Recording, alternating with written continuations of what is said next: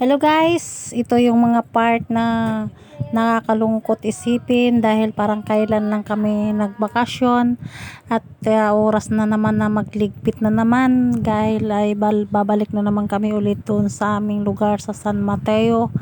Kaya mga guys, nakakalungkot talaga, no, ganito talaga ang ating sitwasyon. Pag pauwi tayo ng ating probinsya ay sobrang excited natin, no? Pero pag oras na naman ng balik na naman tayo sa ating lungga ay nakakalungkot na naman, lalong lalo ng mga may guys na ang mga magulang mo ay nakatingin habang ikaw ay nagliligpit ng mga gamit mo, ay sila ay nakatingin, nakatitig.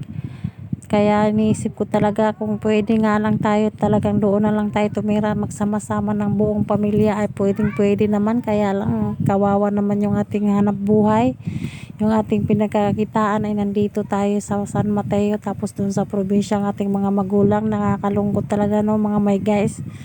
Kaya sa mga oras na yan ay parang gusto ko sanang hindi mo na ako magliligpit. Lalong lalo na at nandyan ang aking mother nakatingin, tinitingnan niya habang nagagayak ako ng mga damit.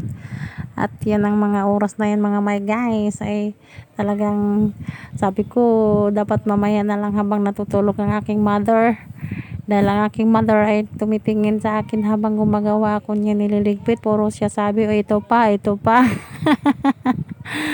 Ayan mga my guys, talagang ganon pag talagang tayo ay magbabakasyon, ang excited, ang saya. At pagdating doon ay pasyal doon, pasyal dito, kung saan saan tayo makakarating kasama ang ating pamilya. Ayan, tawanan, kwentuhan, walang katapusang kwentuhan, makarating kung saan saan. Kaya talaga ay masayang masaya tayo pag nakabakasyon tayo sa ating lugar na pinanggalingan, no, mga may guys.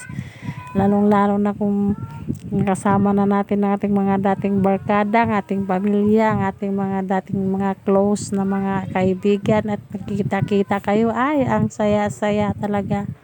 Pero pag oras na naman natin ligpit na naman at sabi babalik na naman tayo sa dati nating gawin, ay nakakalungkot talaga, mga my guys, no. Kaya ayan mga my guys, nagliligpit na ang modra, mga my guys. Niyayaya ko aking mother, my guys, nasasama sa akin doon sa Manila, pero ayaw naman sumama ng aking nanay, mga my guys, dahil sa susunod na lang daw siya puhon, mayawa ang Diyos, mga my guys. Kaya ayun lamang, mga my guys, maraming salamat sa inyong pagsama hanggang dulo ng aking video. Maraming salamat, bye!